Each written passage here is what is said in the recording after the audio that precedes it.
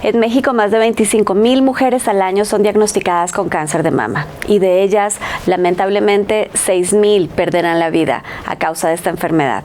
Hoy seguiremos hablando de cáncer de mama en Mundo Salud.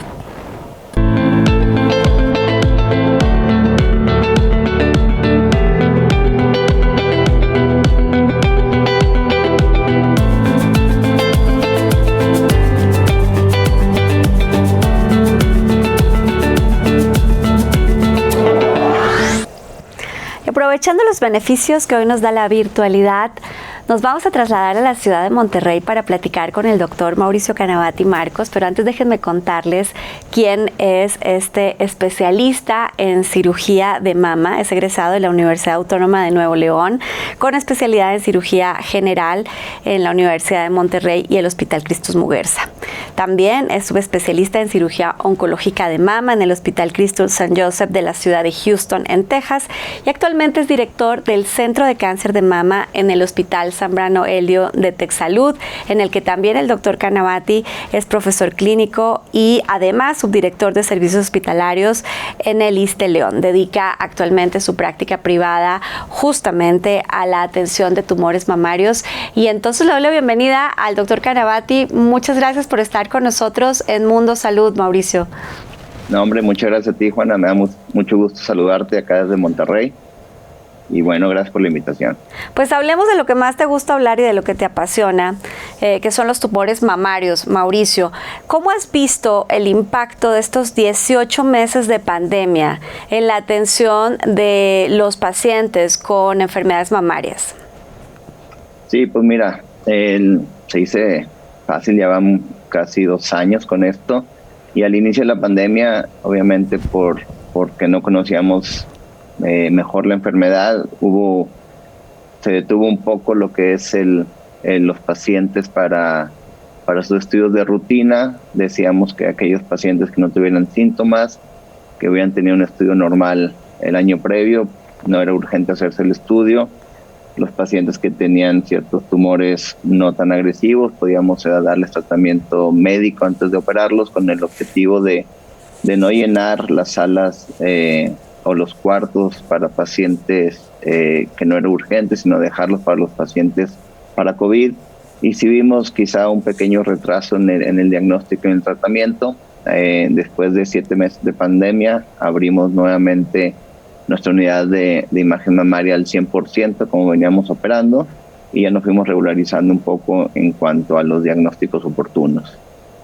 Doctor, en el programa pasado platicaba con otros colegas tuyos que me decían que sí han identificado un mayor diagnóstico de etapas más avanzadas de cáncer debido justamente a esta situación en la que la gente pospuso sus diagnósticos o que tenía ya alguna sospecha y que decidió quedarse en casa, que era la recomendación, y ya no ir por esta mastografía o ya no ir por este ultrasonido o ya no ir con el especialista con el que tenía una cita.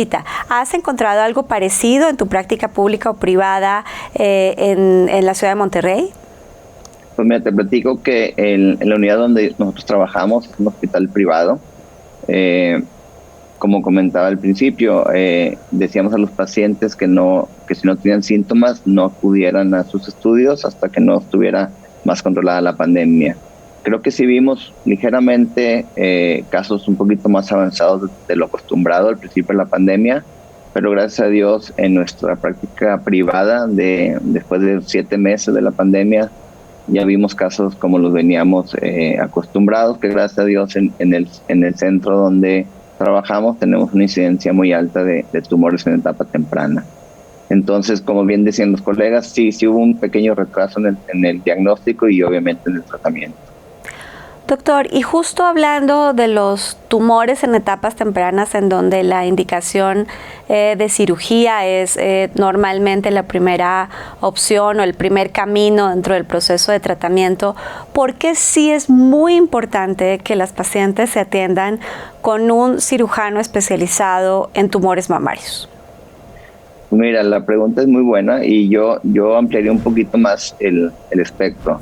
A pesar de que el cirujano va a ser quizá el primer paso en el tratamiento, como bien mencionas, en un grupo importante de pacientes. Pero estas decisiones las tomamos en conjunto y no olvidemos que que el manejo del cáncer de mama es multidisciplinario y estas opiniones de los expertos nos pueden llevar a un mejor tratamiento a los pacientes.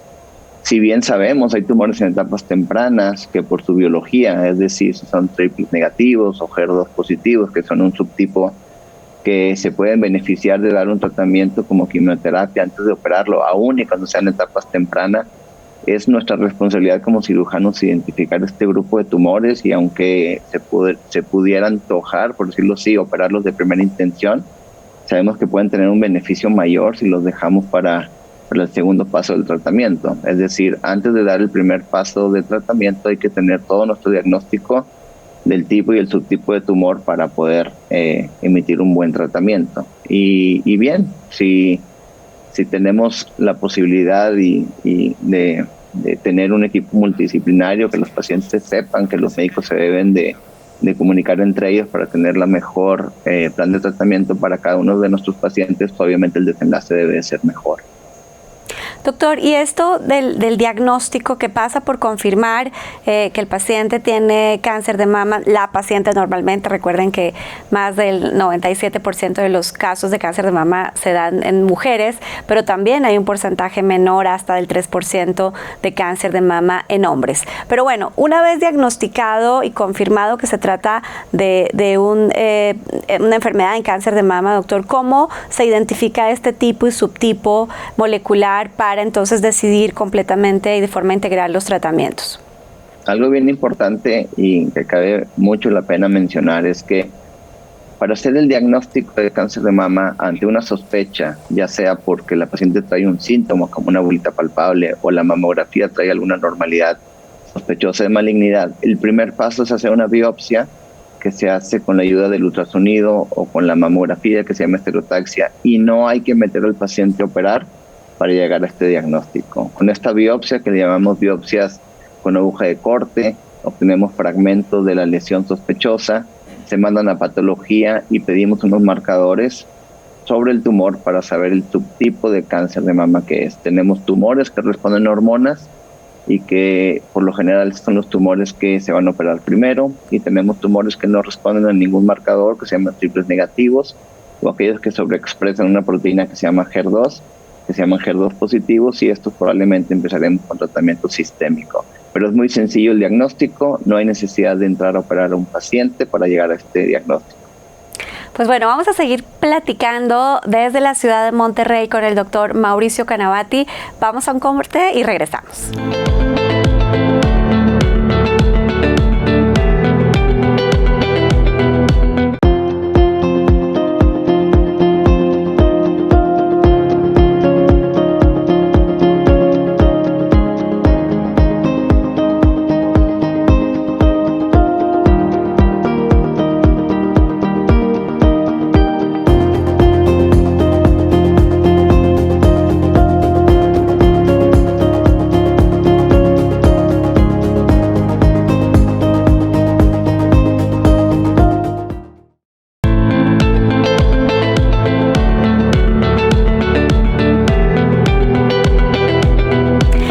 Antes del corte, el doctor Mauricio Canavati nos platicaba de cuáles son los procesos para diagnosticar correctamente el cáncer de mama. Y ahora quisiera preguntarte, Mauricio, ¿qué sigue? ¿Qué sigue después de este diagnóstico en el que has insistido en que debe ser un trabajo multidisciplinario? Y aquí al menos platicábamos del cirujano, del patólogo. ¿Qué sigue? ¿Con quién más tenemos que platicar a la hora de iniciar el tratamiento de cáncer de mama en pacientes?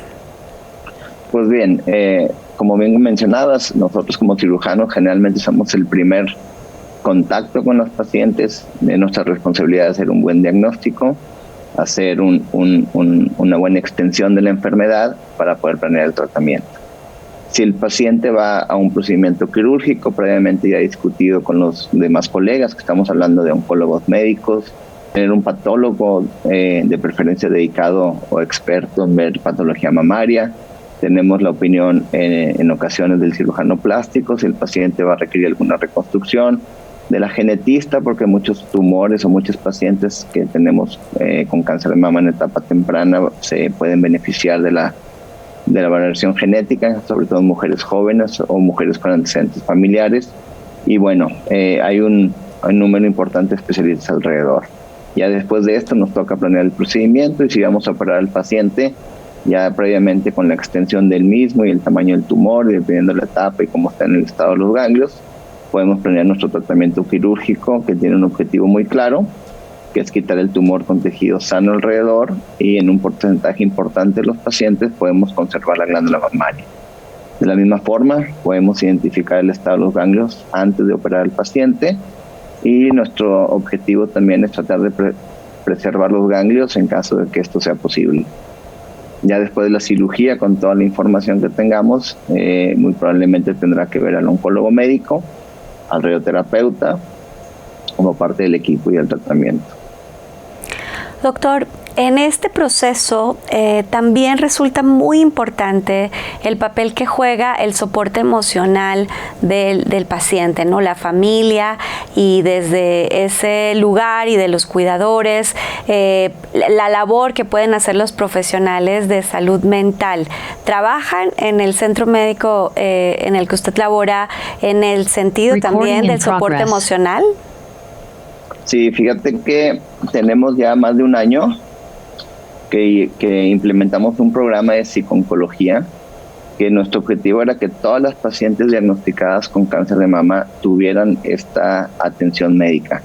En un principio fue difícil porque, ya sea por cultura o porque en algunas ocasiones el seguro de gastos médicos no cubre este tipo de consultas, y lo que hicimos fue, parte del servicio para atenderse en el centro, tenían derecho a 3 consultas con una psico-oncóloga. Entonces, de esta forma aumentamos las visitas de nuestras pacientes con la psico-oncóloga, y nos dio un resultado extraordinariamente positivo, donde las pacientes se sienten más tranquilas, saben cómo informarles a sus familias, a sus hijos, todos sus miedos son vistos con nuestras expertas en psico-oncología, y realmente es súper importante que formen parte del tratamiento.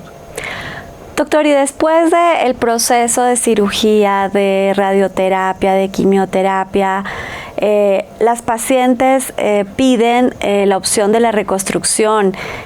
¿Usted les recomienda y qué tipo de procedimientos son los más utilizados? Sí, nosotros tratamos de reconstruir a la gran mayoría de nuestras pacientes. En el centro arriba el 90% de las pacientes son reconstruidas, y tratamos de que la gran mayoría de ellas sea la reconstrucción empezando en el mismo tiempo que la cirugía inicial. Tenemos mejores beneficios si reconstruimos a la paciente desde el día 1, porque podemos preservar mayor cantidad de piel, podemos dejar un mejor resultado cosmético sin comprometer el resultado oncológico. Y pues hay varios tipos de reconstrucción, como mencionabas. Tenemos la que es expansor implante, que son 2 tiempos quirúrgicos. Es una forma segura de hacer una reconstrucción mamaria, donde se coloca un expansor el día 1 de la cirugía por debajo del músculo, y posteriormente a esto hay una expansión de los tejidos, de la piel y del músculo, a través de infiltraciones de solución a través de la piel. Este tipo de expansores soportan muy bien la radiación en caso de que el paciente llegue a requerir radiación, para posteriormente al término cambiarlo por un implante o hacer un colgajo. También está el otro tipo de reconstrucción, que es con tejido propio o tejido autólogo, que es ya sea tejido del abdomen o de la espalda. Es muy importante que el médico con el que vayan a reconstruirse sea experto o tenga experiencia en reconstrucción. Generalmente el cirujano que los opera debe tener un equipo con el cual ya ha trabajado, y esa sería la mejor recomendación. Si el paciente no se reconstruyó de forma inicial, se puede hacer de forma tardía también. Doctor, y para un buen grupo de pacientes el proceso no termina con la reconstrucción, sino que deben por un periodo más amplio tener un tratamiento de hormonoterapia. Platícanos un poquito de esto.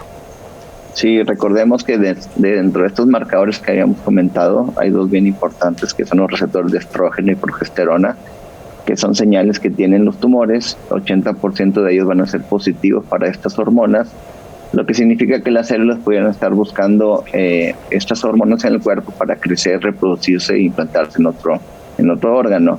Y el tratamiento que se llama bloqueo hormonal, hay varias estrategias que los oncólogos médicos ofrecen a los pacientes, que puede ir desde una simple pastilla que se toma todos los días por 5 años, en algunos casos se prolonga a 10 años, En algunos otros casos le llaman doble bloqueo, es decir, una pastilla y una inyección para dormir los ovarios, lo cual juega un papel súper importante para bajar los riesgos de recurrencia local y de recurrencia sistémica. Entonces, 8 de cada 10 pacientes se les va a ofrecer este tipo de tratamiento, ya que los tumores los conocemos como hormonales dependientes. Mauricio, afortunadamente nos está escuchando mucha gente y en este mes dedicado al cáncer de mama, sé que uno de tus mensajes más importantes, además en tus redes sociales, que les invito a todos a que lo sigan, al doctor Mauricio Canavati, ¿cuál es el mensaje para cerrar esta conversación en Mundo Salud? Pues yo creo que sabemos y no perdamos de vista que una detección oportuna y un tratamiento adecuado y también oportuno puede ser la gran diferencia en el desenlace de los pacientes con cáncer de mama. Documentarse bien de lo que están enfrentando, hacerles preguntas a sus médicos, tienen su derecho de pedir una segunda opinión y estar muy bien informadas antes de iniciar un tratamiento. Pues con este mensaje, Mauricio, a quien te agradezco muchísimo por haber aceptado nuestra invitación a Mundo Salud, nos vamos a ir a un corte. Hay que informarse para tomar mejores decisiones en salud. Ya regresamos.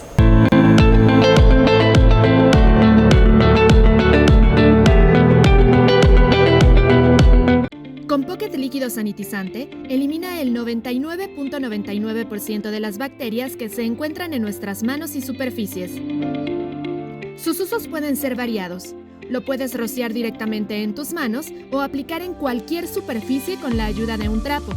También podrás utilizarlo en los tapetes sanitizantes disolviendo 25 mililitros de Pocket en 250 mililitros de agua. Ordena el tuyo a través de Mi Shop.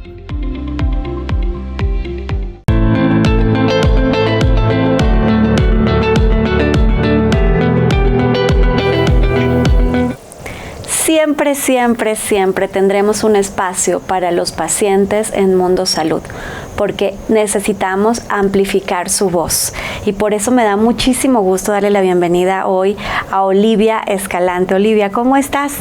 Juanina, tanto gusto, muy bien, gracias. Muchas gracias por estar y muchas gracias por querer compartir tu testimonio, que es el testimonio de cientos de pacientes, de miles de pacientes en el país que están luchando por ser atendidos en sus enfermedades en un sector salud que ha sido duramente golpeado por la pandemia, pero que ya tenía problemas desde antes y entonces esto se ha convertido en una bola de nieve. Pero bueno, antes de hablar de eso, Olivia, y reiterándote la bienvenida. Muchas gracias, reiteradas. Cuéntanos ese proceso de salud en el que estás. Eres una paciente con cáncer de mama que ha tenido que enfrentar no una vez, sino que ya está enfrentando recurrencia de su enfermedad. Sí, mi cáncer apareció en el 2017. Afortunadamente los médicos del INCAN me salvaron la vida y con la extracción de la mama derecha. De ahí estuve muy bien 3 años, 8 meses con un medicamento, el letrozol. El INCAN me lo proporcionaba. Tenía yo en ese momento seguro popular. Viene lo del nuevo gobierno con el INSABI y mi póliza del seguro concluye en el 2020. Con esta nueva disposición gubernamental nos vemos obligados a ir al INSABI para darlo de alta y me proporcionan toda la seguridad hasta diciembre del 2021. Estoy cubierta. Desgraciadamente los medicamentos que debería yo de tener no los tiene el INCAN por desabasto. Es un tratamiento hormonal porque mis estrógenos hay que eliminarlos. Es una terapia hormonal para que la hormona no siga comiendo. El tumor, se siga alimentando de la hormona. Y estoy con 2 medicamentos. Desgraciadamente la economía familiar ya se está viendo mermada y ya no puedo conseguir el fulvestrán. Y obviamente estaba yo al 50%, todavía hace un mes. En este mes ya no tengo el medicamento. el fulvestrán. Entonces es un medicamento conjunto con las tabletas, que es el palbociclib o en su defecto el abemaciclib, que es el que el doctor ha recetado, pero no lo tienen en el INCAN. Es un medicamento muy caro. Olivia, entonces, ¿a ti te diagnostican cáncer a qué edad la primera vez? 57 años. A los 57 Sí. años. Y tú en ese momento eres ingeniera química, tuviste una vida productiva, laboral. Total, sí. Y para el momento de tener cáncer, estabas afiliada al Seguro Popular. Exactamente. Entonces, gracias a estar afiliada al Seguro Popular y que en el Seguro Popular había una cobertura de cáncer de mama, sí. entonces te pudiste operar, te pudieron dar tratamiento, todo esto estuvo muy bien. Todo. Lamentablemente tienes una recurrencia y en la recurrencia te encuentras con un nuevo sistema en el que te dicen Sí. tu seguridad social con el Seguro Popular ya no está más, vamos a actualizar el INSABI. Exacto. Y tú has visto como paciente un contraste entre lo que Sí. antes fue tu experiencia con cáncer de mama en el anterior modelo de aseguramiento y en este en el que además los medicamentos que necesitas para tu tratamiento no están. Exacto. ¿Este es un caso exclusivo de Olivia o lo ves en otros pacientes que se atienden en el instituto? En todos.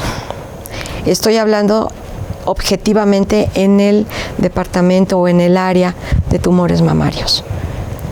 Hay damas que llegan, mujercitas hermosas, que todas ahí nos abrazamos, no nos conocemos pero nos saludamos y están padeciendo de lo mismo. No hay medicamento, quimios tampoco.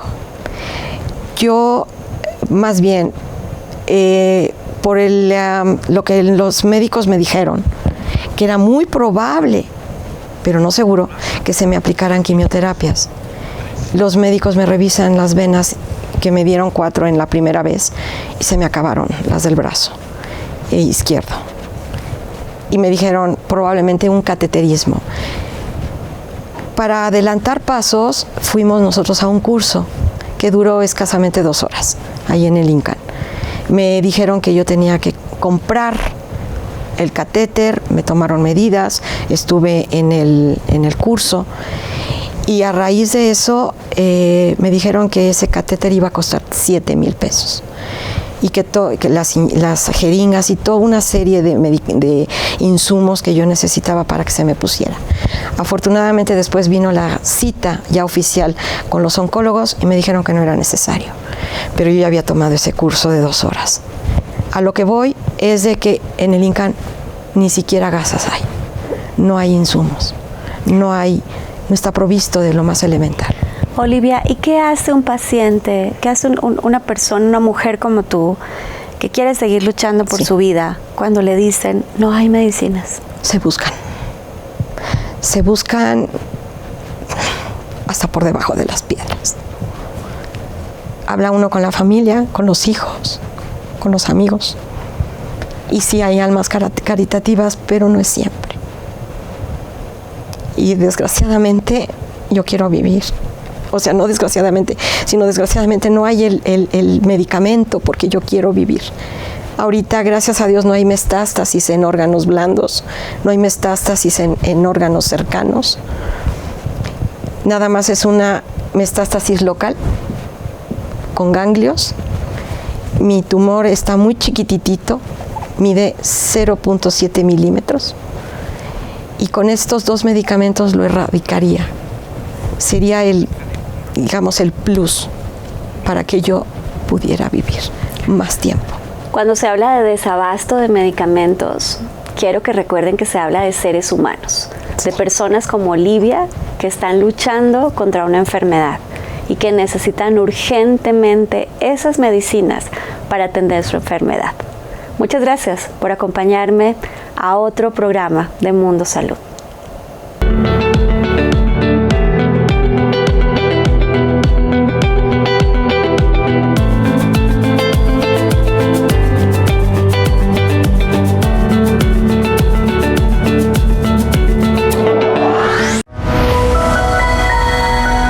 Mundo Ejecutivo presentó